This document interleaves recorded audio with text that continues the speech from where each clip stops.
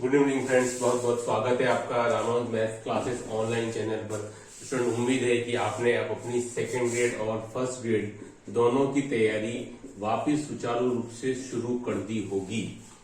आज का जो वीडियो है स्टूडेंट, वो आपके मुख्य रूप से सेकेंड ग्रेड के ऊपर बनाया गया है। इस वीडियो का पर्पज है कि मैं आज आपको डिस्कस करूंगा कि जो नए जो स्टूडेंट हैं, फ्रेशर स्टूडेंट, वो किस तरीके से अपनी तैयारी कर रहे हैं। उसमें थोड़ा सा दिक्कत आ रही है।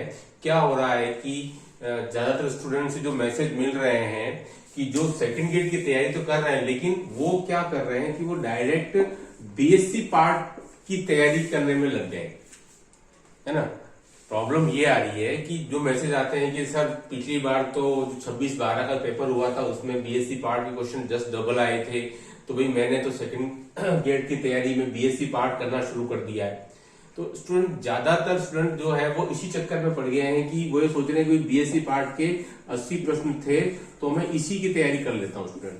तो ये एक अच्छी बात नहीं है। जब तक कि आपका 11th-12th का बेसिक अच्छा नहीं होगा, तब तक स्टूडेंट आप बीएससी पार्ट की तरफ ना जाएं। स्पेशली जो फ्रेशर स्टूडेंट हैं, जो अभी भी बीएड कर रहे हैं, या जिन्होंने पिछली बार थर्ड ग्रेड की तैयारी की और सेकंड ग्रेड पर कम वेटेज दिया।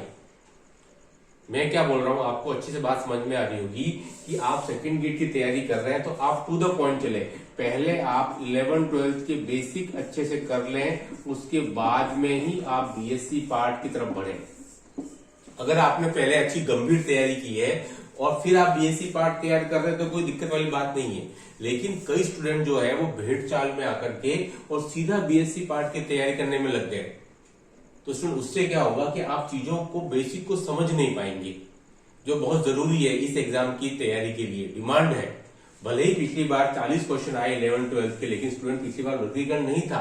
हो सकता है इस बार विज्ञप्ति के साथ वर्गीकरण आ जाएगा। तो आप इस प्रकार से, एक तो आप गलत चैनल चल रहे हो कि सीधा बीएससी पार्ट और उसके बाद समय बचा तो 11th-12th। मान लो स्टूडेंट अगर इस बार वर्गीकरण आ गया नया वाला, और उसमें एलसीडी जो संस्कृत विभाग ने भी फॉलो किया, अगर उसकी तरह हो गया पहले की तरह कि 11th-12th के 80 प्रश्न और आपके बीएससी पार्ट के 40 या 50, तो स्टूडेंट फिर आपको दिक्कत आएगी।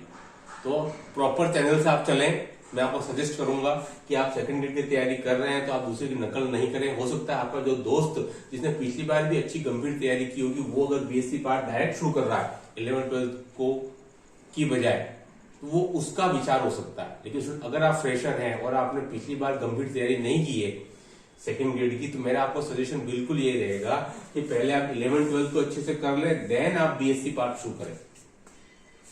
लेकिन किससे कितने क्वेश्चन आएंगे नहीं आएंगे वो तो बात की बात है। आपको अगर बीएससी पार्ट शुरू करने से पहले 11th-12th का बेसिक नहीं पता, आपको वेक्टर का नहीं पता, आपको कैलकुलस का नहीं पता, आपको डिफरेंशियल इक्वेशन का नहीं पता, आप डायरेक्ट फिर बीएससी पार्ट की तरफ चले जाएंगे तो वहां आपको चीजें रटनी पड़ेंगी जो दिक्कत खड़ी करेंगी एग्जामिनेशन हॉल के अंदर। तो उसमें आप कृपा करके दूसरों की नकल नहीं करें कि आपका फ्रेंड अमुक दोस्त क्या कर रहा है, एक्स क्या कर रहा है, वाई क्या कर रहा है। आप कई स्टूडेंट के मैसेज आते हैं कि मैं फ्रेशर हूं और मैंने कहीं कोचिंग ज्वाइन किया है, तो सीधे से ही बीएससी पार्ट शुरू। तो स्टूडेंट, ये अच्छी बात नहीं है। अगर आपका पहले से ही 11th-12th पार्ट अच्छा नहीं है या आपने बहुत अच्छे ढंग से बेसिक नहीं पढ़ा है, तो आप सीधा बीएससी पार्ट शुरू नहीं करें। ये एक कॉमन गलती जो आजकल जो मैंने देखा है पिछले 15 दिनों में, जिन्होंने स्टूडेंट ने तैयारी शुरू कर दी है, उनमें एक कॉमन जो दिक्कत आई है वो यही है कि वो डायरेक्ट बीएससी पार्ट की तैयारी पहले शुरू कर रहे हैं, उसकी तरफ ज्यादा सोच रहे हैं। उनकी बुक्स को खरीद के लिया है और भाई इससे 80 प्रश्न आते हैं और 11th-12th उन्होंने किनारे कर दिया है। लेकिन उसमें वो बेसिक है। हाँ, 9th-10th अगर आप अभी नहीं करो तो चल सकता है, क्योंकि उससे नंबर ऑफ क्वेश्चन 10 to 12 भी आते हैं और उनका वो तो आप कभी भी पढ़ सकते हैं 10-15 दिन के अंदर। लेकिन आप सीधा बीएससी पार्ट शुरू करेंगे स्टूडेंट, तो आपको कई जगहों पर बेसिक में दिक्कत आ सकती है, क्योंकि कई सारे टॉपिक सीधे आपस में इंटर रिलेटेड है। 11th-12th के बाद अगर आप जाते हैं बीएससी पार्ट पर तो वो आपके लिए ज्यादा आसान रहेंगे। लाइक 3D हो गया जो भी नया एड हुआ है, वेक्टर हो गया, डिफरेंशियल इक्वेशन, कैलकुलस, ये 4-5 टॉपिक तो डायरेक्ट जुड़े हुए 11th-12th के साथ बीएससी पार्ट। हाँ, ऐसा कर सकते हैं 11th-12th पढ़े फिर आप उसके कंसर्न बीएससी पार्ट पढ़ रहे हैं। जैसे वेक्टर पढ़ा 11th-12th में, फिर आप बीएससी पार्ट 11th-12th पढ़ रहे हैं वेक्टर को। 3D आपको पढ़ा आपने 11th-12th में, उसके कंसर्न आप 3D पढ़ लें बीएससी पार्ट का। इधर आपने कैलकुलस पढ़ा 11th-12th में, फिर आप कैलकुलस पढ़ रहे हैं बीएससी पार्ट का। ऐसा कर सकते हैं, लेकिन बजाय आप डायरेक्ट क्रॉस करके 11th-12th को बीएससी पार्ट शुरू कर रहे हैं तो दिक्कत आपको आएगी क्वेश्चन अटेम्प्ट करने में। भले ही आपका सिलेबस हो जाएगा लेकिन बेसिक क्लियर नहीं होगा। और इस एग्जाम की डिमांड सबसे पहले है कि आपका बेसिक अच्छा होना चाहिए। बेसिक बहुत जरूरी है। भले क्वेश्चन बेसिक से नहीं मिलते हो लेकिन यह आपका अच्छा होना नितांत आवश्यक है। डिमांड ऑफ द आवर है, बहुत जरूरी है स्टूडेंट।